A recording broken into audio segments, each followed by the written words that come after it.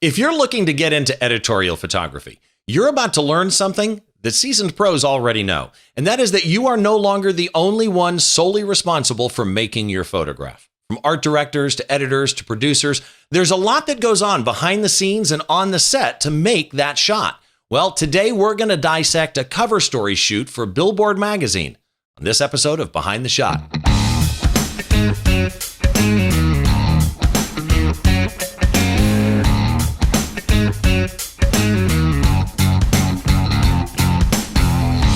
Hi again, welcome to another episode of Behind the Shot. I'm your host, Steve Brazel. This is the podcast where we try and get inside the mind of great photographers. We take a forensic look at one of their photographs. And as always, if you are not subscribed to the podcast in your favorite podcast app, make sure that you do so. You can always follow me online. I'm on Twitter at Raz2. I'm on Facebook at Steve Brazel Photography. I am on Instagram at Steve Brazel. And of course, you can always check out all the episodes at thisweekinphoto.com. There will be a blog post associated with this episode as usual. So today's guest is a Nashville-based photographer. I want to welcome Robby Klein. Robbie, how are you, man? Good. How are you doing? I'm doing pretty good. In all the photos I've seen of you, you're always wearing that hat. How long have you been wearing the hat as like a thing? Oh man, it's I grew up wearing hats. The white ones were a good 3 years in on these guys. It's a good look, man. It's a good look. So let's talk about you a little bit. You're originally from New Orleans, I understand. Correct. Yes. What causes you to move from New Orleans to Nashville? Work. I was coming up here in college, and I was photographing musicians. I could just tell that the city had something happening. You know, it was a growing, popping city, and there was a photo industry that was already established here, and it was very enticing. And we actually have a friend who lives in Nashville who was on, I think, 2 episodes before this one. Brad Moore used to be Scott Kelby's assistant, now lives in Nashville. So he's moved back to Tennessee, which is great. And there's a lot happening in Nashville, not just music photography wise, but kind of with all industry and all art. So it's great, a great creative area. I've been to Nashville. It's a beautiful, beautiful city. When people find out you're a photographer, because you don't just shoot music, you shoot a lot of different things. How do you describe yourself? I generally say that I'm an entertainment photographer. And then my little bit of details I go into, I say in Nashville, I shoot a lot of musicians for the record labels and editorial and some commercial. And I work a lot in Los Angeles on the celebrity side of things, also mainly in editorial. So when you say celebrity, you mean like TV movie? TV movie, yep. Versus entertainers. So entertainment and advertising photographer. And yeah, Nashville, and you're in LA a lot. Next time you're out here, man, we got to get together and have a beer. Let's do it. Your client list, as I was looking through your about page on your website, is the shortest about page I have ever seen.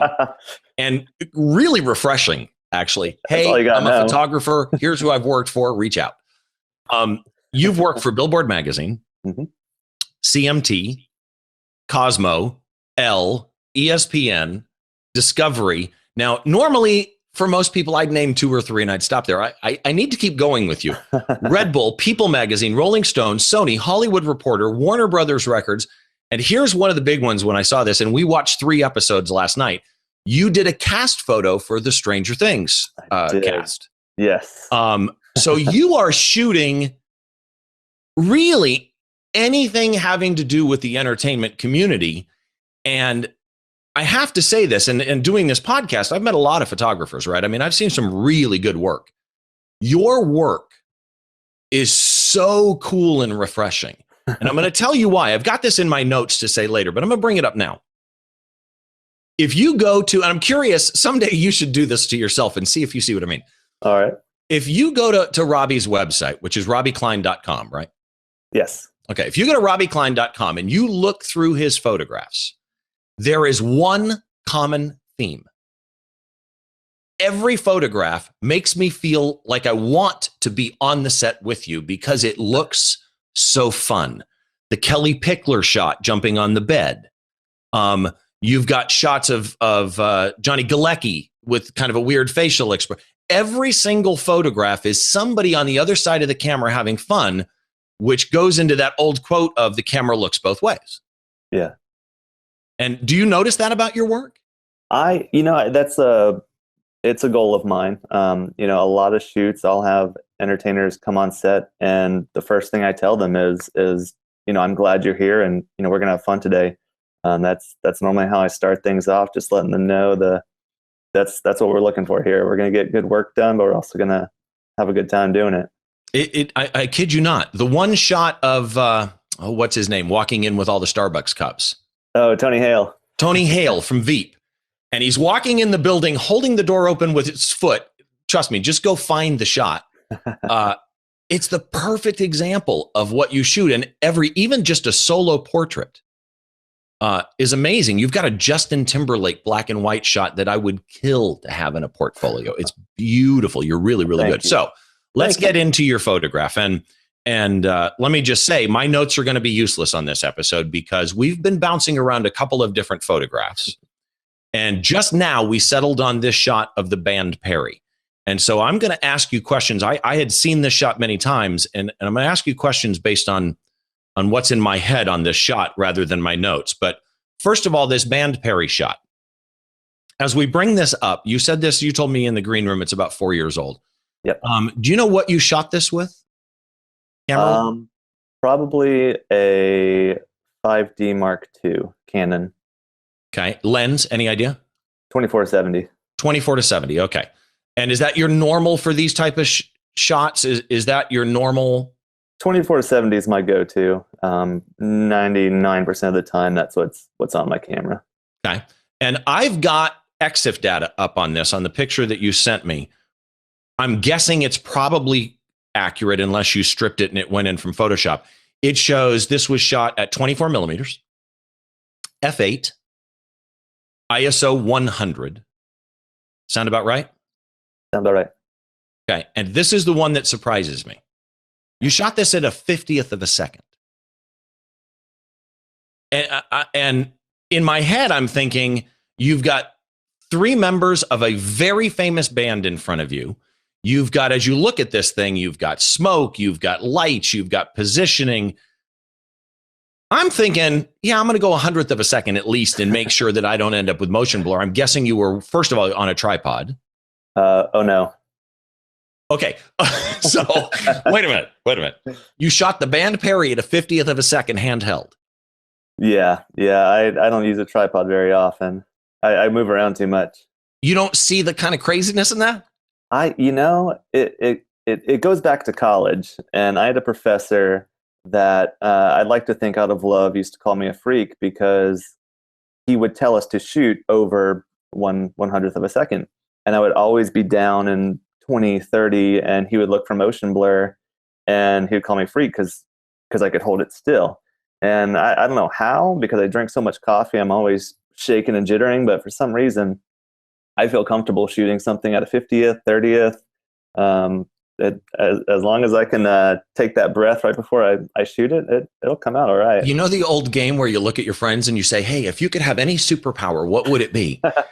And the one coming to my head right now is the ability to hold a camera still at low shutter speeds. I used to be able to, but as I've gotten older, I really focus on speed. I can, if I really have the time to concentrate and breathe right and everything, I can do it. But wow, that's kind of amazing to know. So let's talk about the shot a little bit. The band Perry is a country band.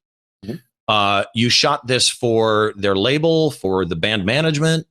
This was for the cover story of Billboard Magazine. Okay. How do you get a gig like this? I had been shooting for Billboard for at least a year at this time, 4 years ago. And we had done some smaller editorial shoots and just kind of more or less, I think, worked my way into whether it's trust or showing what I can handle. I'm not sure what was going through their mindset, but I got to the point where they said, "Hey, we have a cover for you," and it happened to be the wonderful members of the band Perry. Were they nice to deal with? They were great. Great. They're all still friends to this day because of that shoot. Very kind people. It's such a cool shoot. So when you're designing this, and the viewers can see this on screen right now, when you are designing this, right, this picture has more than 3 people posing for a shot. I mean, they've got crates that they're sitting on. The one band member is standing way in the background. you've got smoke, you've got 3 stage lights pointing in different directions, which it doesn't look like that front stage light is actually shining on the guy that's sitting down. It's kind of shining over him and kind of feathering across him. But the fact that I can see the back of that light, I find a brilliant design element. Do you, on a shoot this big for that magazine, do you come up with the concept, or do they approach you and say, here's what we're thinking? It's certainly a collaborative effort. I think they plan ahead on what their album covers and feature stories are going to look like. And then they definitely come my way and go, hey, this is kind of what we're thinking. And then I'll come back and go, hey, what about this? Hey, I had this idea. And there's a lot of back and forth most of the times with shoots like this. Whose idea was the 3 spotlights in the smoke? That would be mine. Yeah, I kind of originally got into photography watching people like Annie Leibovitz and Mark Seliger, and just kind of that classic portrait look that they do so well. And thinking of the band Perry and kind of what we were looking for with this feature, I thought, hey, why not? Where's the smoke machine at? That's a great question. I want to say, because there's none in front of the 2 seated. There's only really smoke affecting the guy in the back, and yet he's still, very recognizable. It's not nuts. More than likely, it was camera left, and there was someone fanning it back to keep it off of Kimberly. Oh, okay. So you had somebody actually controlling it, as it were. More than likely, that was the case. So when you set them up, this was shot at f8, I said, assuming the XF is correct. When you set them up like this, it's hard in photo 3-dimensional to understand the perspective and distance. How far behind Kimberly is he standing? I'd say he's at least 4 feet, if not a little bit further. Okay, so 4 feet, 24 millimeters, f8. You've got enough depth of field there. How far away from them are you? I'm fairly close. I probably not more than 4 feet away from Kimberly. Okay, so you go out to do a shoot like this. You guys collaborate. You come up with the concept and idea. Obviously, what's on paper never happens in real life. I mean, especially in photography. So you get on set. You already had all of this lighting, these actual fixtures intended, and they were there. Yes. What gave you the idea to point 2 of them at you? Well, we sat in that studio and built this set for probably 4 hours, and we tried many different things, and we turned the lights this way, turned the lights that way. If I was to go back through this shoot, there's probably a lot of different scenarios we tried, and in the end, I like the idea of it was less of them pointing at me and more of them pointing at her and where the light was hitting. So it kind of started as using these lights as lights versus props.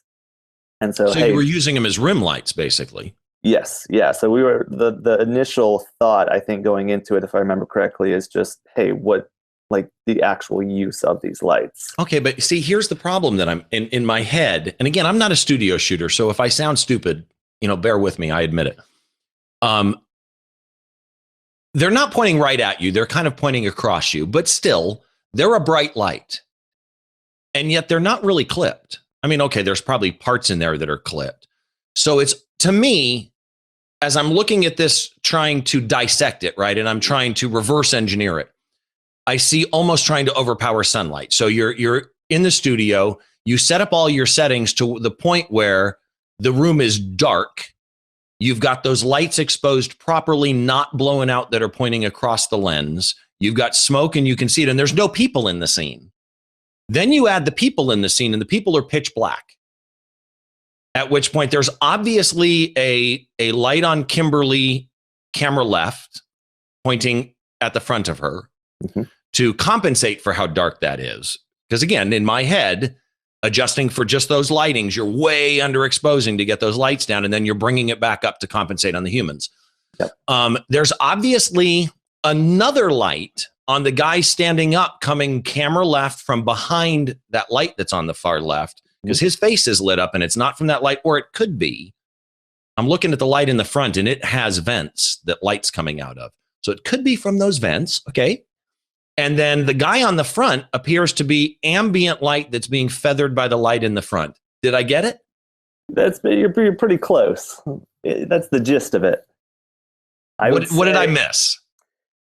Reed, who is in black on the right there, he actually has, if I remember correctly, they all three have their own strobe light that is actually bare bulbed and gridded on them. And so to keep the light from spreading and hitting the set that is mainly being lit by the constant lights, we gridded the strobes we were using so they're very direct, and it was more of a fill light hitting them. That's why Reed looks so soft with that light, is because the strobe light that's actually hitting him is on a very low power, just slowly bringing up.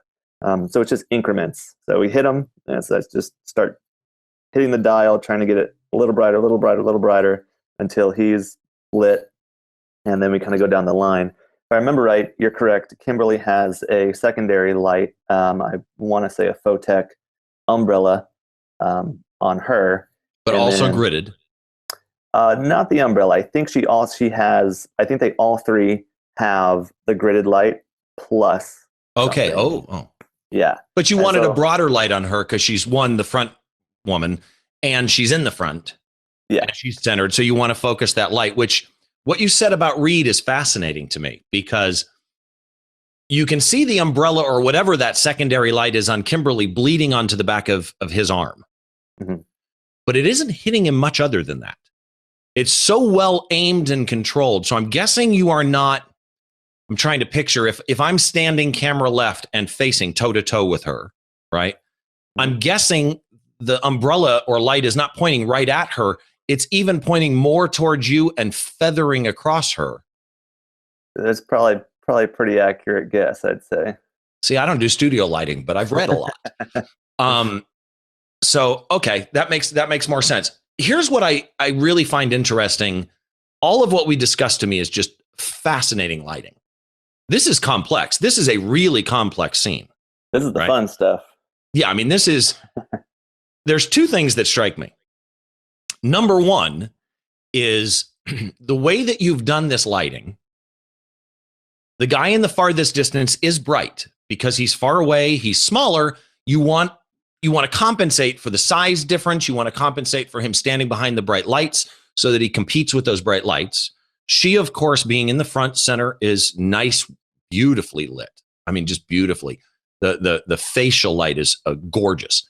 And then Reed in the back right is toned down and subtle and still there. So now you've created with this lighting what the goal always is. You've made a two-dimensional media three-dimensional. Mm-hmm. So that's fascinating to me. Brilliantly done. Hand positions, I love. From a posing point of view. I mean, I can picture sitting there with a subject saying, okay, rub your hands together like this, or, there's always that thing of what do you do with fingers? They're pros. They're in front of cameras a lot, but still beautifully done. Thank you. But the other thing is you got 4 hours with these people?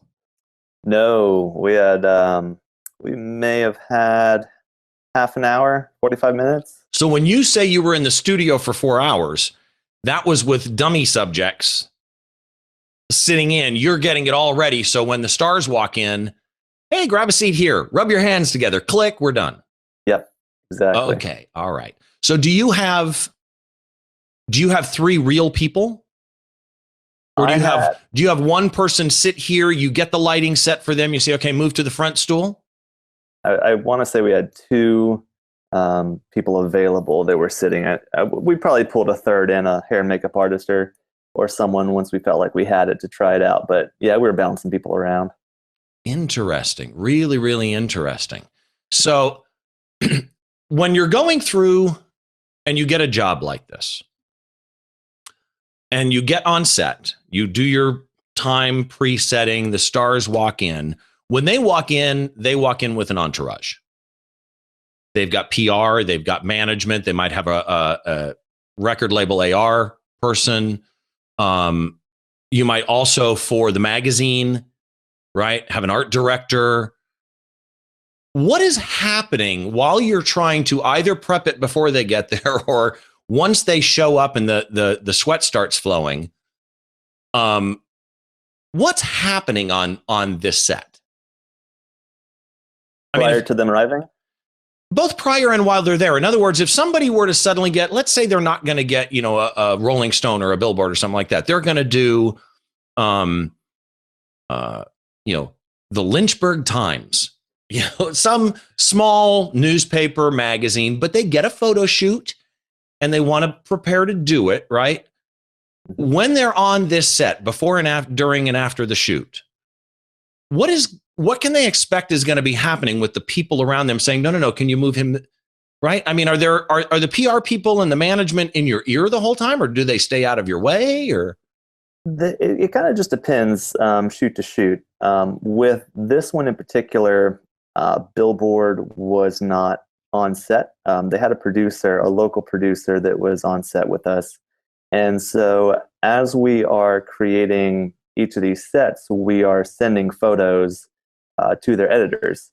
And so it's kind of a cycle where the producer's there, he's taking pictures of all the sets, he's taking pictures of my computer, the photos coming up.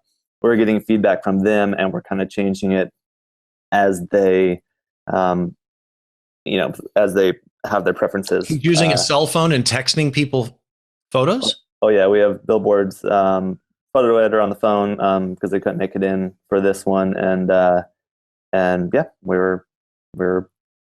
You have a guy who's not on set, looking at cell phone texts, going, yeah. Can you change this? Exactly. Okay, so don't say this out loud just in case. But are you thinking in the back of your head, dude, you're not even on the set. What are you doing? How can you make me change this? I'm right. I mean, does that happen where you think I'm right, but hey, the client's always right? I think every now and then, that we have differing opinions. And I think a lot of the positive side of things is that we all are seeing certain aspects of it that the other is not. Where I'm looking at a photograph and I might not be worrying that much about where the type is going to land. But as the editor, knowing exactly what that spread's going to look like and how much type space they need, they're also looking at the negative space where they can put words and captions. Right, the white space, like as it were.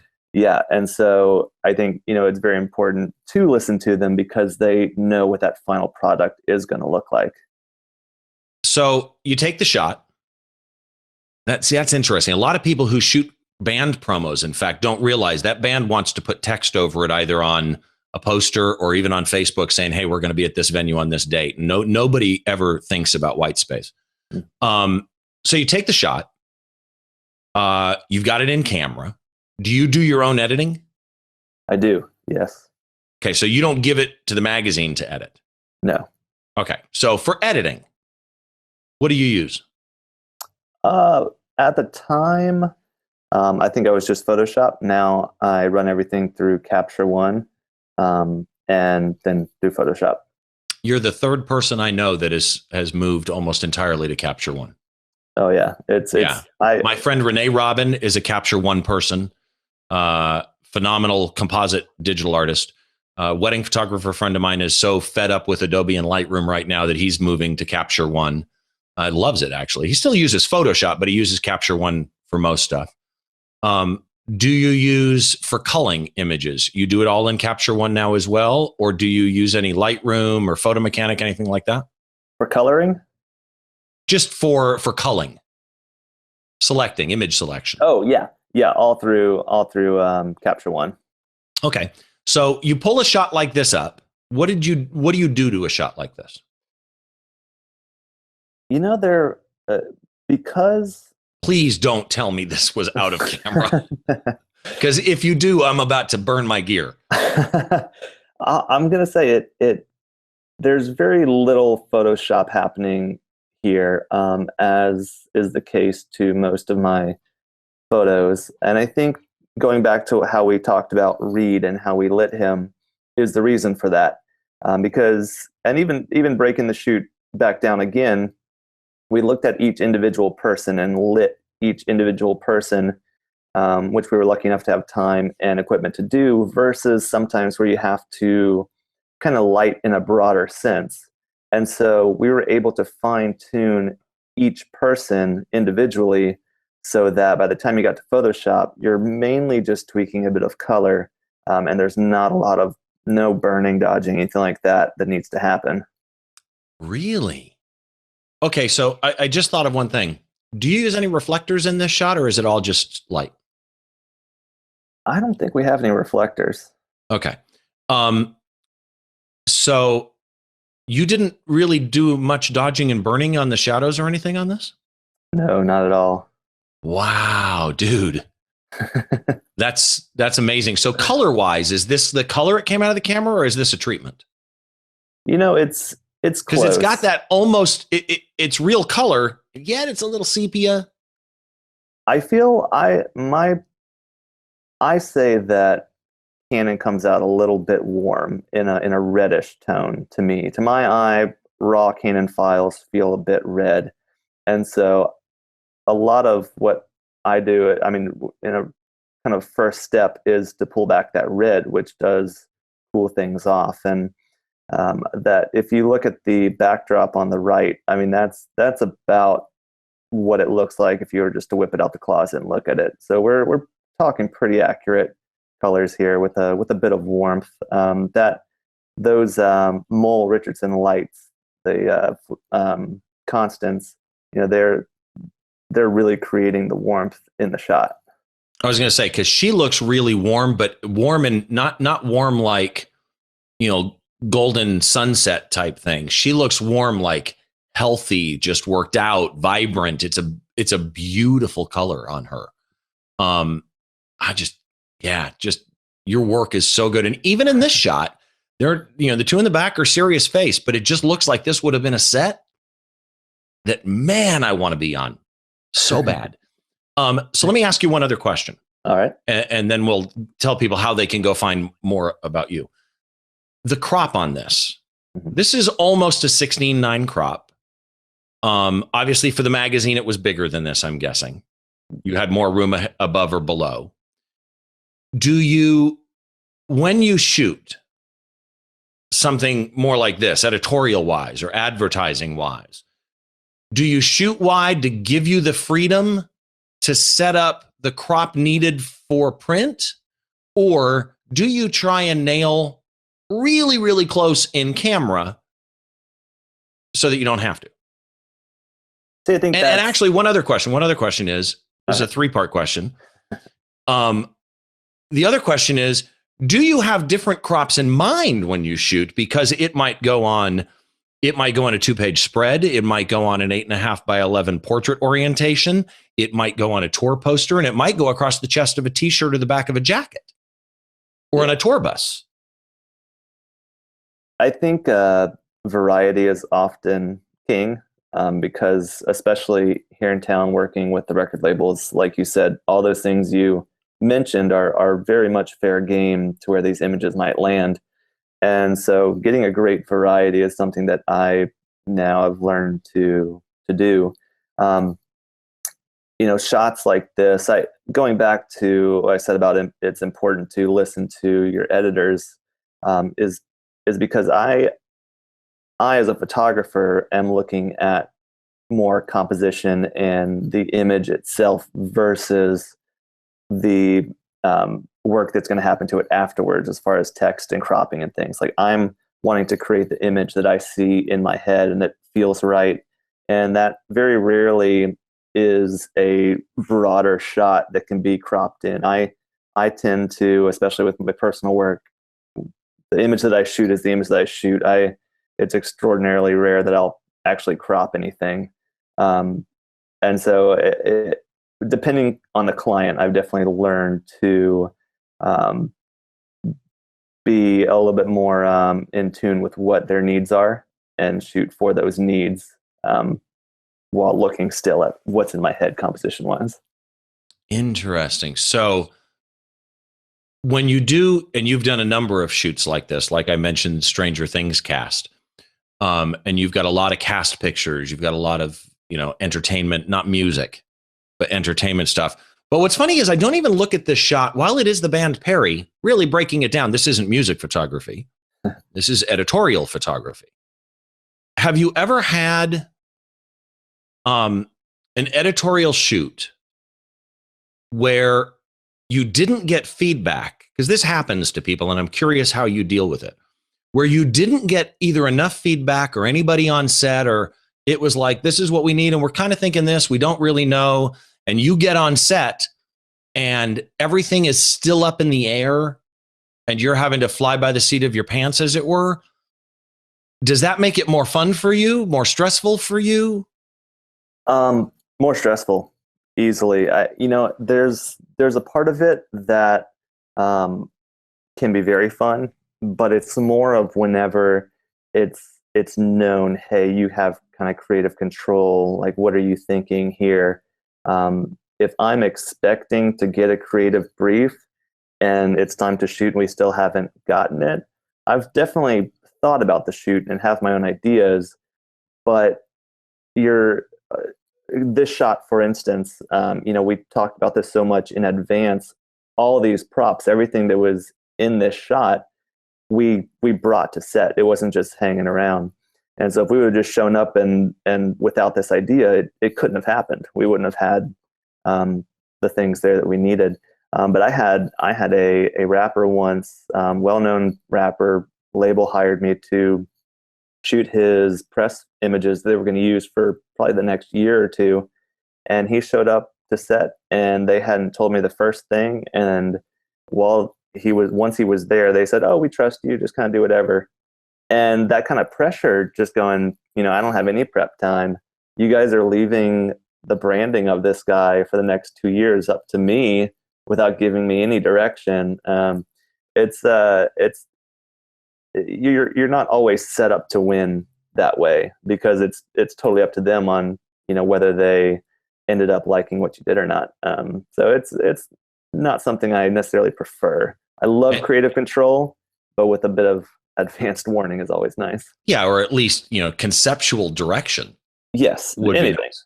So if people want to find out more about you and your work, your website is what again? RobbieKlein.com. Okay, you're on Facebook, Robbie Klein Photography. You're on Twitter, Robbie Klein. I like your Instagram one.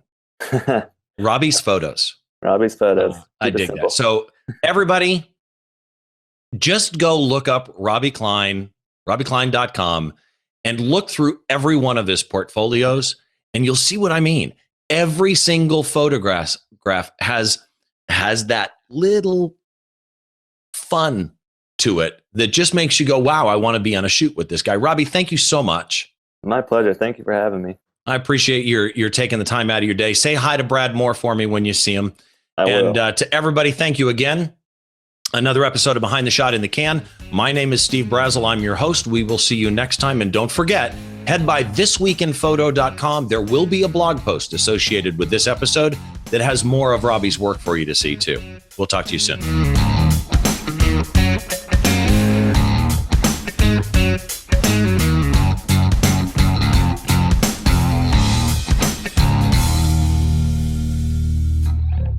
Hey there, I'm Frederick Van Johnson. Thanks for checking out the TWiP Network on YouTube.